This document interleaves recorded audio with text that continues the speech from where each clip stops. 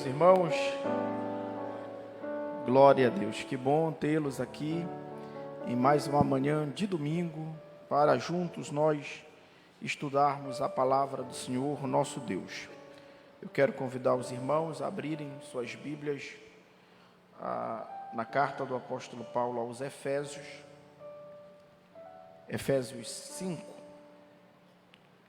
é o capítulo que estudaremos, Efésios 5, nosso estudo de número 11, será do capítulo 5 de Efésios,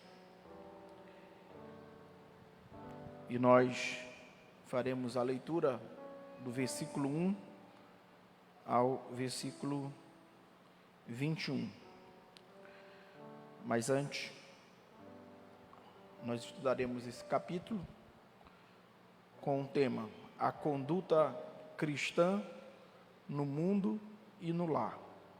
O texto áureo está em Efésios 5, versículo 8, que diz: pois outrora ereis trevas, porém agora sois luz no Senhor. Andai como filhos da luz. A nossa verdade prática diz: a condição de servos de Cristo deve influenciar todas as áreas de nossa vida, inclusive o convívio familiar. A nossa leitura, como dito, é Efésios capítulo 5, versículo 1 ao 21. Faremos aquela leitura já conhecida de todos nós, né? Eu leio um versículo, os irmãos o outro após mim, até nós terminarmos toda a nossa leitura sugerida, né? Vamos lá, Efésios 5, do 1 ao 21. Sede, pois, imitadores de Deus como filhos amados, os irmãos.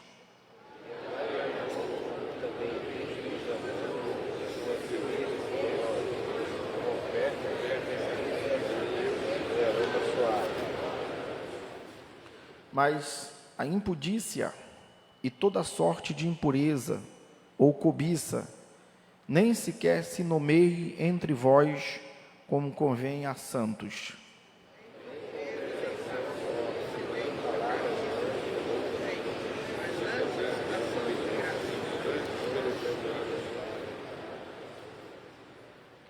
Sabei, pois, isto: nenhum incontinente, ou impuro, ou avarento, que é idólatra, tem herança no reino de Cristo e de Deus.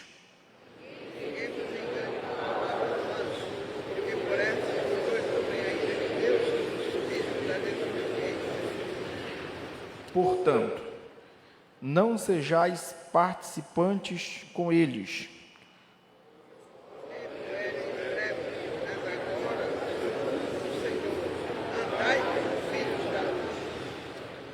porque o fruto da luz consiste em toda bondade e justiça e verdade.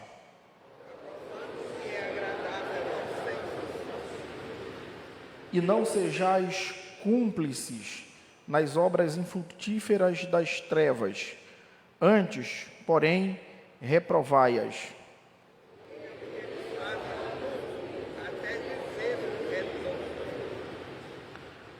Mas todas as coisas, quando reprovadas pela luz, se tornam manifestas, porque tudo que se manifesta é luz.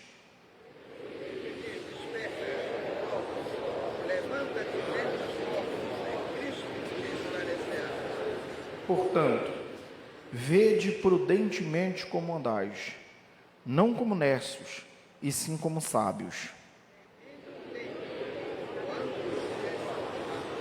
Por esta razão, não vos torneis insensatos, mas procurai compreender qual a vontade do Senhor.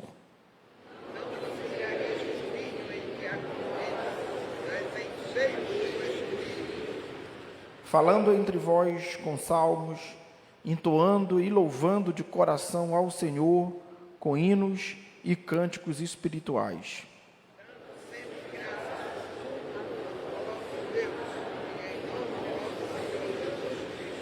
todos nós, sujeitando-vos uns aos outros no temor de Cristo. Aleluia. Os irmãos podem assentar-se, glorificando e exaltando ao nome do Senhor, nosso Deus. Nós já estamos prestes a concluir o estudo desses 2 livros que foram maravilhosos, que são maravilhosos, Gálatas e Efésios. E hoje, na ocasião, estaremos estudando o capítulo de número 5 da carta de Paulo aos Efésios. E para a nossa melhor compreensão desse capítulo, nós colocamos aqui no nosso manual desse estudo, esse capítulo dividido em pelo menos 3 partes, como é já de conhecimento de todos os irmãos. E na primeira parte, nós iremos falar sobre os filhos das trevas e os filhos da luz. Na segunda parte, falaremos sobre o ato de nos enchermos do Espírito Santo.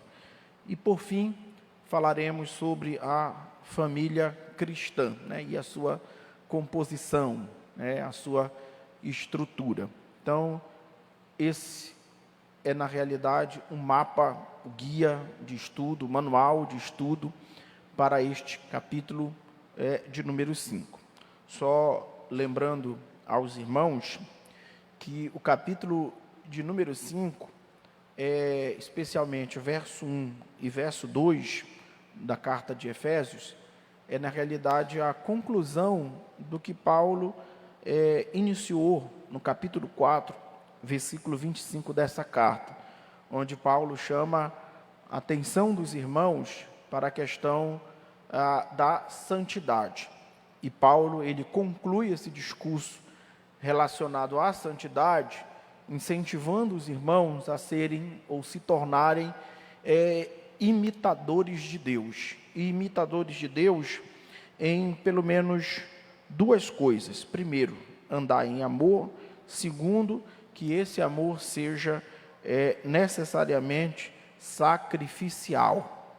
Amor esse visto na pessoa de Cristo. Então, Paulo nos mostra que uma vida de santidade, ela consiste em se tornar imitador de Deus. Imitador de Deus no sentido de que Deus requer de nós uma santidade tal como há nele. E alguém pode até estranhar essa afirmação, mas como nós seremos santos igualmente a Deus, visto que Deus não peca, não erra, não falha, é perfeito. E por que ele exigiria de nós uma santidade tal como essa, de não pecar, não errar, de ser perfeito, sendo que nós somos seres humanos falhos, pecadores por natureza e por essência? Como conseguiríamos isso? Mas é importante dizer que na visão de Paulo, e logicamente na visão bíblica, doutrinária, quando nós falamos de santidade, no que se refere a nós, não é no sentido de que nós não iremos mais pecar, porque talvez isso para a nossa natureza seja impossível. Todavia, tal como Deus, nós devemos odiar, aborrecer, não amar, não compactuar com nenhuma forma de pecado. É nesse sentido que Paulo exorta-nos a vivermos uma vida de santidade. Odiar o pecado que há em mim, odiar a natureza pecaminosa que há em mim e submetê-la à natureza de Cristo, para que assim nós possamos receber a coroa de vida, a salvação definitiva. Então isso é andar em santidade, Então Paulo, ele inicia esse capítulo concluindo esse pensamento a respeito da santidade.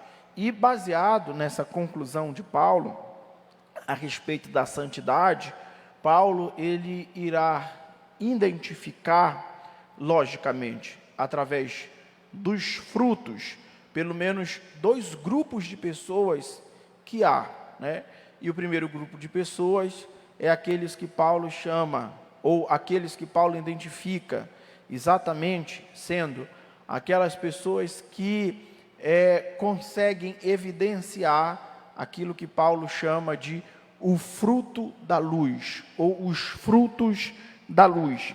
E para Paulo, os frutos da luz são pelo menos 3: toda bondade, justiça e verdade. Então Paulo, ele identifica esse grupo de pessoas como sendo os filhos da luz, porque eles evidenciam esses frutos, bondade, justiça e verdade. Após Paulo identificar os filhos da luz, Paulo também fala a respeito dos filhos das trevas. E os filhos das trevas serão identificados por alguns frutos, né? E muito mais frutos necessariamente do que o fruto dos filhos da luz. E quais frutos são esses? Impudice, impureza, cobiça, conversação torpe, palavras vãs, chocarrice, coisas inconvenientes. Também Paulo fala sobre a questão da avareza, da idolatria.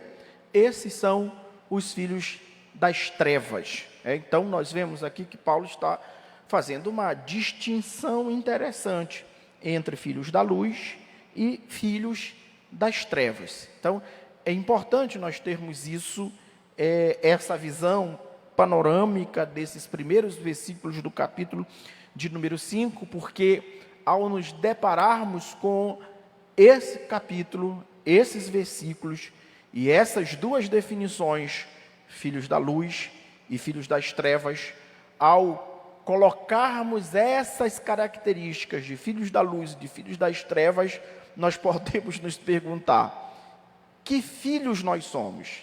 Da luz ou das trevas? Certamente, eu creio que todos nós que estamos aqui somos filhos da luz.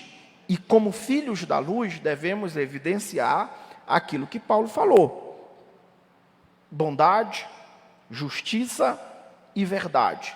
Então, é dessa forma que nós identificamos os filhos da luz.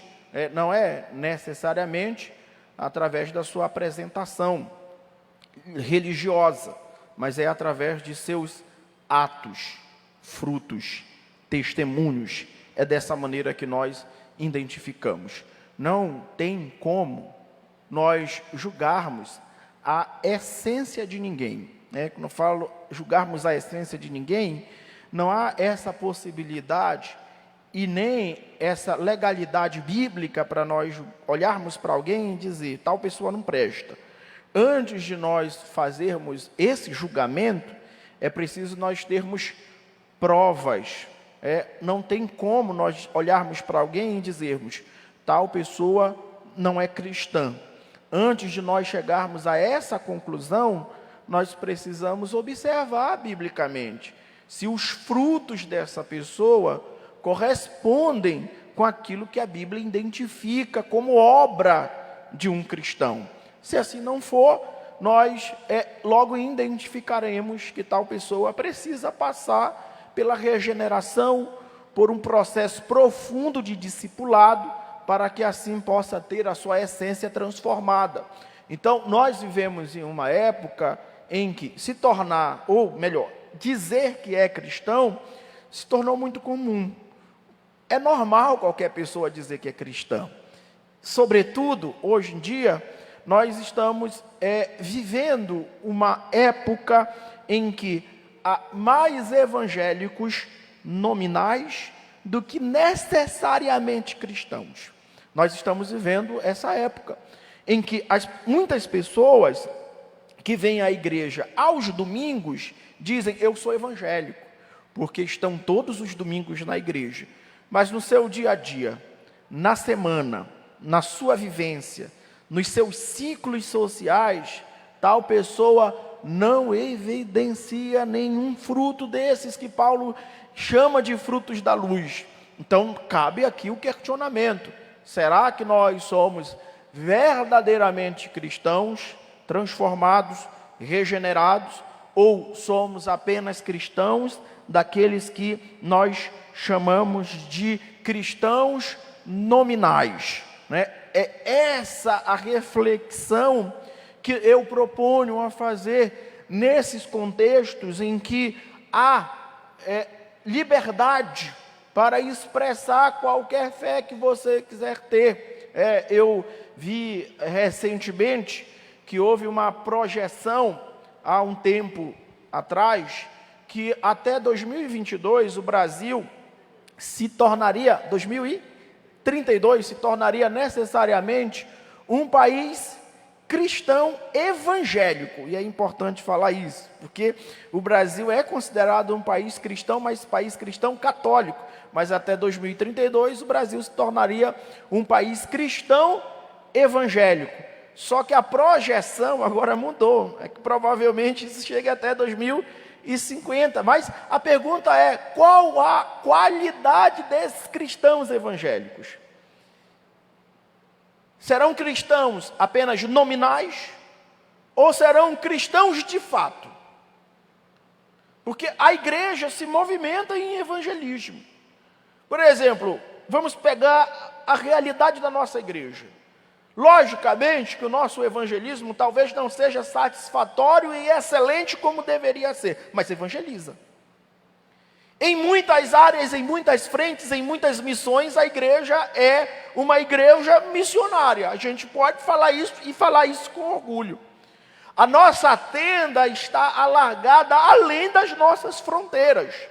A nossa igreja alcança diversos ciclos sociais, do mais alto ao mais baixo. A igreja alcança todos.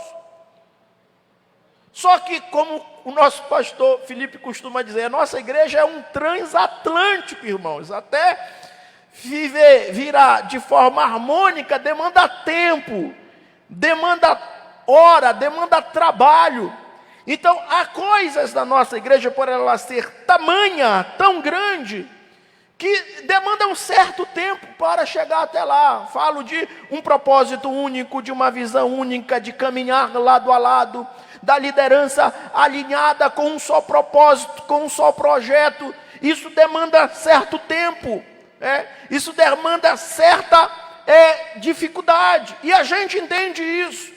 E por causa disso eu digo que talvez nós não tenhamos um evangelismo satisfatório, mas nós temos evangelismo, nós temos visão, nós temos missão missionária, e alcançamos a todos. Mas o que nós devemos estar, sobretudo, preocupados é com a qualidade de cristão que nós estamos gerando, criando, discipulando.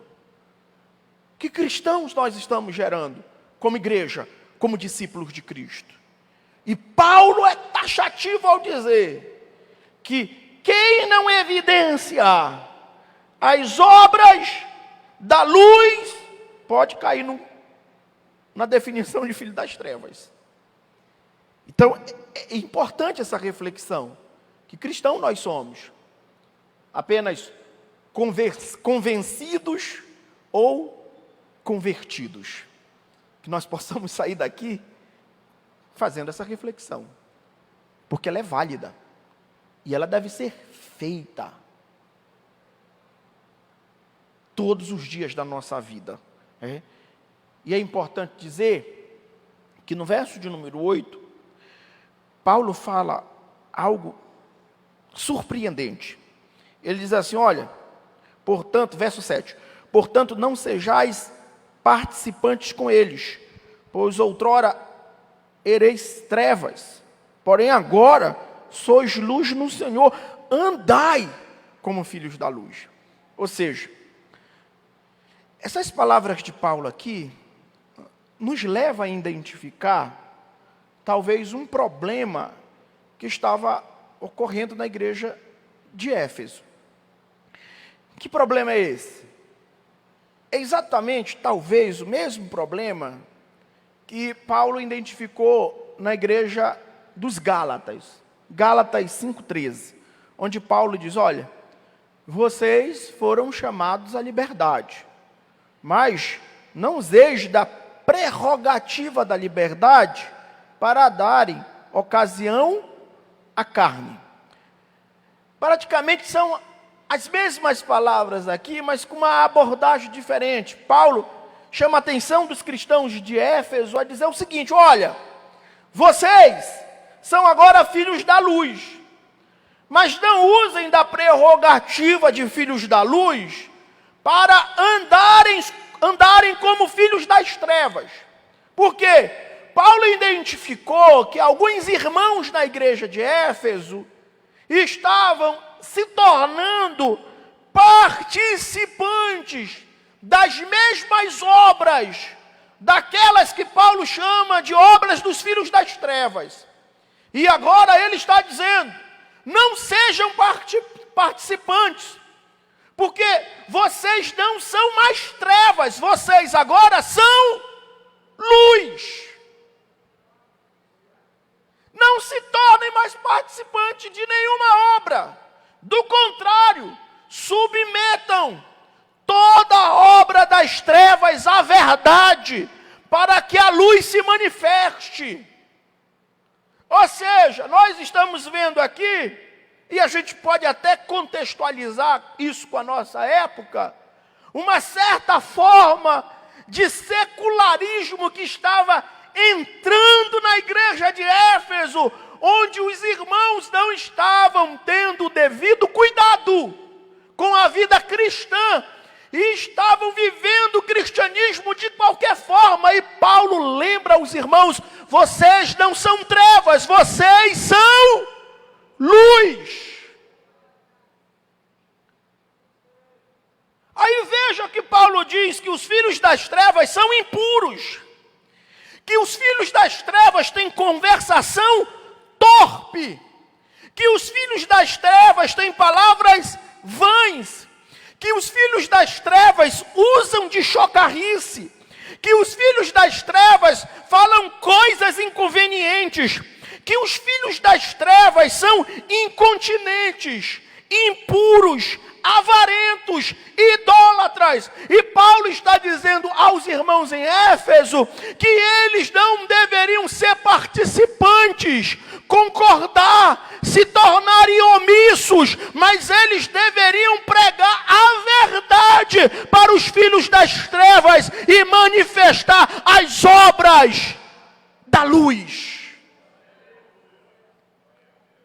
Ou seja, o que Paulo está dizendo é que a igreja tem a sua própria conduta, a sua própria ética, a sua própria cosmovisão, e nós não precisamos vender a nossa ética, vender os nossos princípios, vender a nossa cosmovisão para sermos aceitos nos ciclos sociais dos filhos das trevas. Não, nós não podemos vender a nossa moral, os nossos bons costumes, para que os filhos das trevas nos achem mais aceitáveis e agradáveis. O Evangelho é sal da terra, é luz do mundo, ele conserva a santidade, a pureza. Nós não somos mais trevas, nós somos luz.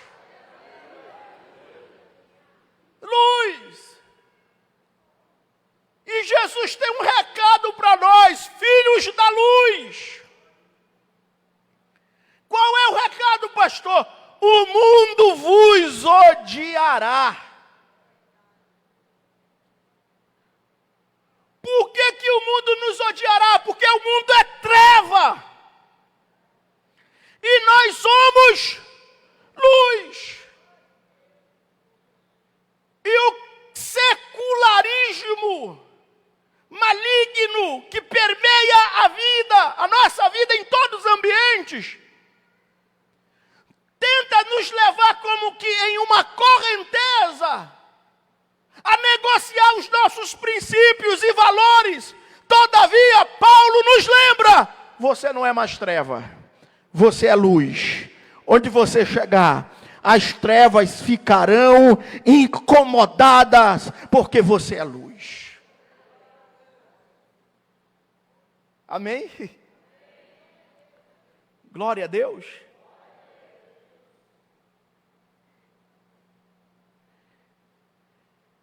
Aí Paulo, após fazer toda essa asseveração, chamar a atenção dos irmãos, identificar esses grupos, Paulo, ele chama os irmãos para um momento de despertamento. No verso 14, Paulo diz assim, olha, pelo que diz, desperta, ó tu que dormes, levanta-te de entre os mortos e Cristo te iluminará. É importante dizer que mesmo alguns cristãos na igreja de Éfeso terem se tornados participantes das obras dos filhos da luz, Paulo não os chama de cristãos falsos. Do contrário, Paulo diz, vocês precisam acordar. Vocês são autênticos cristãos. Todavia, vocês estão ludibriados. Vocês estão anestesiados. Vocês estão dormentes. Vocês estão sem nenhuma reação com o que está acontecendo ao redor. E vocês precisam acordar. Vocês precisam deixar de estar indiferente com as coisas que acontecem ao vosso redor. Vocês precisam demonstrar que são luz. Acordem! Despertem! Despertem, pelo amor de Deus! Porque Cristo quer esclarecer e iluminar, mas se levantem de entre os mortos, saiam desse marasmo, saiam dessa mediocridade, acordem, este mundo já está julgado, já está entesourado para a destruição, todavia nos aguarda uma coroa de vitória e de salvação. Acordem, não durmam. Aleluia. Glória a Deus. Então a gente precisa ter essa destreza de Paulo, ao sabermos que existem pessoas que são verdadeiramente cristãs, todavia estão em um estado de dormência, que precisam ser chacoalhadas, para entenderem o seu papel na sociedade, o seu papel como igreja neste mundo, nos ciclos que nos permeiam, que nos rodeiam. Paulo diz, acordem! Despertem!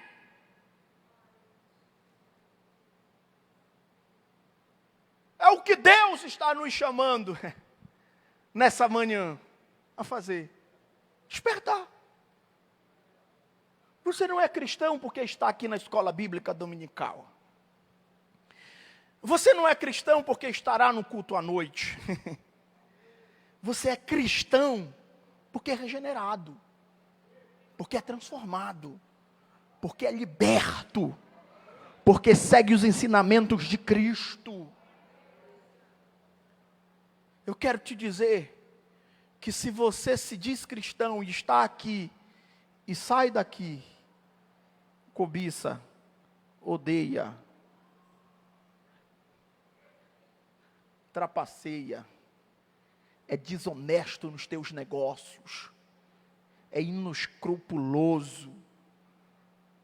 Eu quero dizer, se você está aqui e vive fora daqui como qualquer mundano, você precisa acordar urgentemente.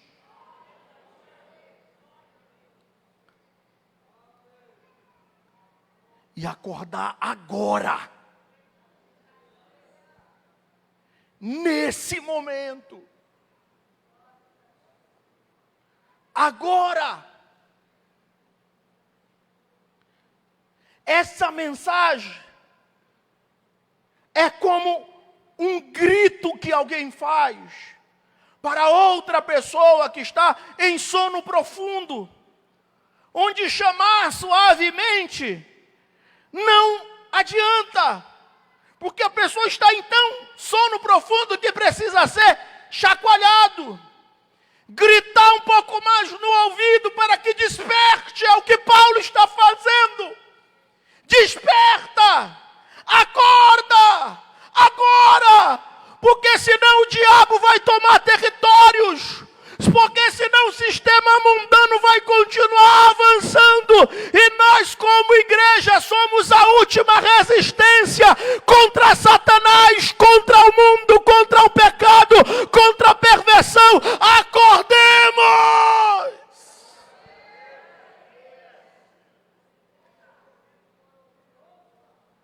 Acordemos.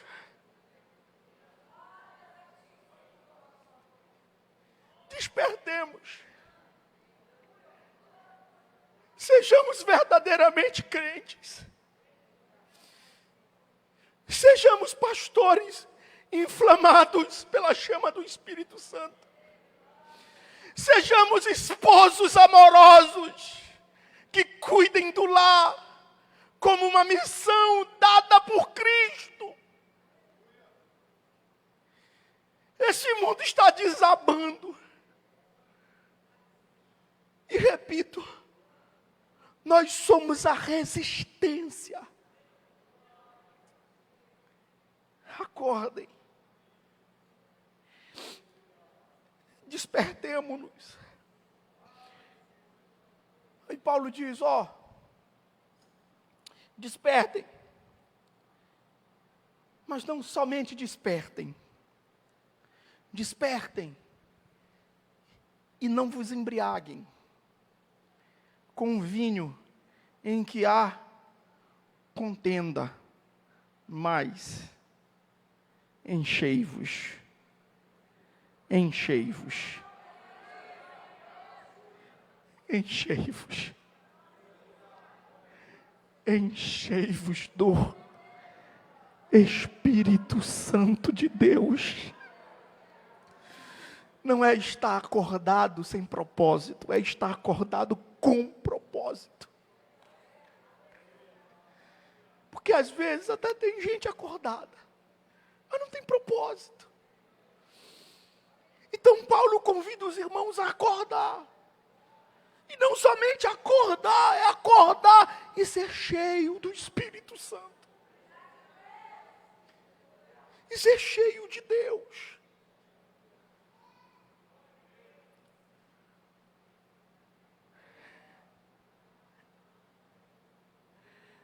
Aleluia. Eu estou sentindo a presença de Deus aqui neste lugar. Quem sente a presença de Deus aqui?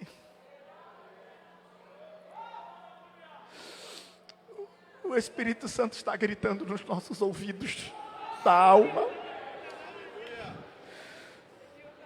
Nessa manhã e dizer que a igreja deve ter estratégias de evangelismo, que a igreja deve ter posicionamento, que a igreja deve ter planos, que a igreja deve ter projeto, que a igreja deve festejar, que a igreja deve celebrar, que a igreja deve se alegrar, que a igreja deve ser atuante, vibrante em todas as áreas sociais, política, jurídica. A igreja deve estar participando de todos os ciclos e de todas as áreas da sociedade, sobretudo a igreja, ou antes de tudo, a igreja precisa ser cheia do Espírito Santo. Aleluia. Nós precisamos. Daqui a pouco, vai uma comitiva entrar em Melgaço, no Marajó.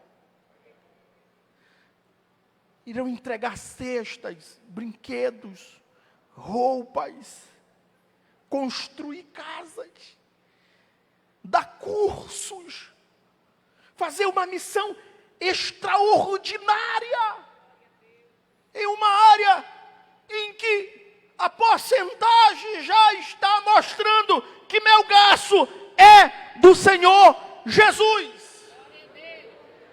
Mas muito mais do que entregar brinquedos, cestas, alimentos, construir casa, nós iremos entrar em Melgaços cheios do Espírito Santo de Deus.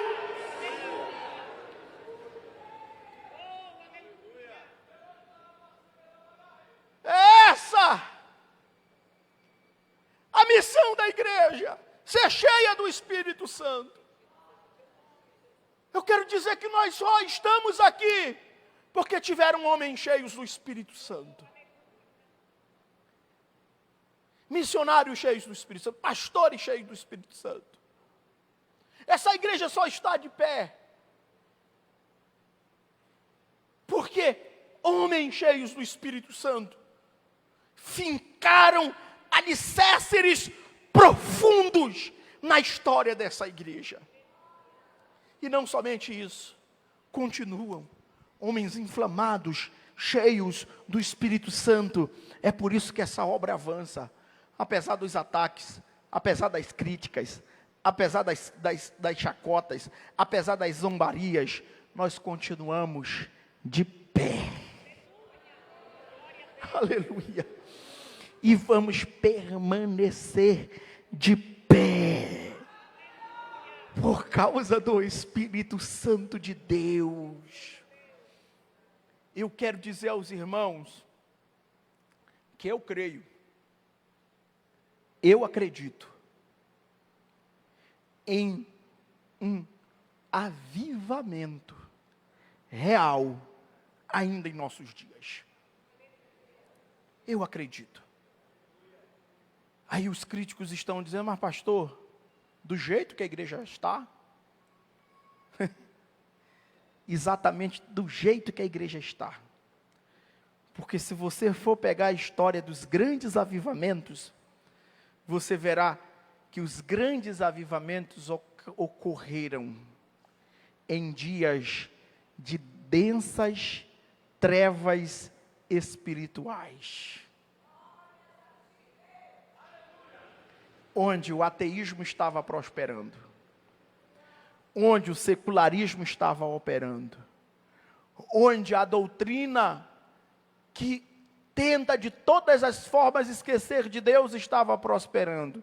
São nesses ambientes hostis que Deus levanta um povo, uma igreja avivada, cheia de poder, para desfazer as obras das trevas. Deus conta com você, irmão. Deus conta com você, irmão. Quem deseja ter uma vida cheia do Espírito Santo de Deus, é tempo, Deus nos convida nessa manhã a termos uma vida cheia do Espírito Santo de Deus. Para encerrarmos,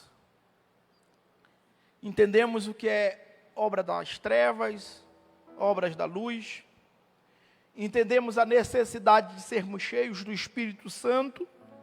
Agora Paulo falará sobre um tema muito importante, que é o tema da família cristã.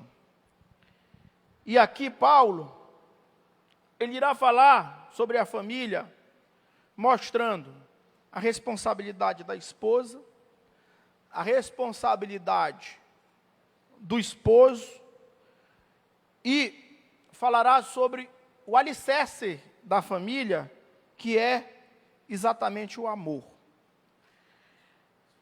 Essa fala de Paulo, ela se inicia no versículo 22 e vai até o versículo 33 desse capítulo. E Paulo inicia o versículo de número 22, dizendo assim: as mulheres sejam submissas ao seu próprio marido como ao Senhor. Então veja, e eu quero pegar essa palavra, submissa, me utilizando de um sinônimo da mesma palavra que foi dita no versículo anterior, que é o versículo 21, onde diz: sujeitai-vos uns aos outros. A submissão, ela, aqui nas palavras de Paulo, no versículo 21, ela se entende como um ato voluntário de amor. Muito embora aqui Paulo esteja dando uma prescrição, ou seja, uma ordem. Mas é importante dizer que essa palavra submissão, no grego é hupotassos, que significa basicamente colocar literalmente debaixo de uma ordem. Isso é submissão, é estar debaixo de uma ordem. Todavia, submissão, aqui no texto, ela tem o sentido, como eu falei, do versículo 21, de voluntariedade. Mas eu quero falar algo muito mais importante no contexto da mulher, porque Paulo diz: olha, as mulheres sejam submissas ao seu próprio marido como ao Senhor. Porque o marido é o cabeça da mulher, como também Cristo é o cabeça da igreja, sendo este mesmo salvador do corpo. Veja só, que Paulo coloca o ato da mulher se submeter ao esposo como o mesmo ato, de mesmo valor, que a igreja se submete a Cristo. E o ato, agora Paulo também fala necessariamente da missão do marido, onde Paulo diz: marido, amai vossa mulher como também Cristo amou a igreja, e a si mesmo se entregou por ela. Ou seja, o que é que nós entendemos? É que a submissão que Paulo está dizendo aqui, no lar cristão, ela está condicionada ao fato do marido amar a esposa, como Cristo amou a sua igreja. Ou seja, sem amor não há submissão. A igreja se submete a Cristo porque, primeiramente, Cristo a amou. Primeiramente, Cristo a conquistou. Primeiramente, Cristo cuidou dela. Primeiramente, Cristo adornou ela. Primeiramente, Cristo deu a sua vida por ela. Então, a submissão da esposa para com a mulher está no mesmo grau de relação da igreja para com Cristo. E a igreja só é submissa a Cristo porque primeiramente Cristo amou. O que eu quero dizer é que, biblicamente, para uma esposa voluntariamente se submeter em honra ao seu marido, primeiramente, o marido deve cumprir a sua missão, fundamento, objetivo, propósito, ordem de marido. Qual é? Amar a esposa. Se possível for, dar a vida por ela, como Cristo deu a sua vida pela igreja. Cadê o glória a Deus das irmãs? É isso. Aí eu quero dizer, o camarada não cumpre um papel dele de homem, de esposo, de marido. Não honra a esposa. Não faz como Cristo fez. para apresentá-la santa, sem ruga, imaculada, perfeita. O marido não faz nada disso. Não dedica um tempo de qualidade para a esposa. Não dedica nenhuma espécie de sacrifício de amor pela esposa. Aí quando a esposa não honra, diz: mas a Bíblia diz que tu tem que ser submissa. Pera lá. Submissa antes de tudo, porque Cristo a conquistou, porque Cristo se entregou, porque Cristo amou primeiro. É assim que a esposa será submissa ao marido. O marido deve primeiramente conquistá-la, amá-la e cuidar dela. Aí vem: sejam submissas. É um ato de voluntariedade. Irmão, eu duvido, eu sou casado. Pastor Felipe sabe, eu duvido, meu pastor, uma esposa satisfeita, se a gente fala alguma coisa, se ela não nos acompanha, ela vai. Uma esposa bem cuidada, amada, respeitada, honrada, irmão, ela te dá o mundo inteiro. Ela está contigo. Logicamente que isso tem as suas nuances, sim ou não? Casamento, o meu casamento é diferente do teu, o teu é diferente do meu. O que dá certo no meu casamento pode não dar certo no teu. O que dá certo no teu pode não dar certo no meu casamento. Mas um fundamento deve estar no meu e no teu casamento. Qual, pastor? O amor. O amor do marido, o amor da esposa. É isso que deve estar no casamento. E pronto. Os teus contratos com a tua esposa, a forma como você gere o seu casamento, como você administra o seu casamento, os seus contratos dão certo entre você e sua esposa, amém. Mas uma coisa não pode faltar: amor, entrega, submissão, Cristo na família.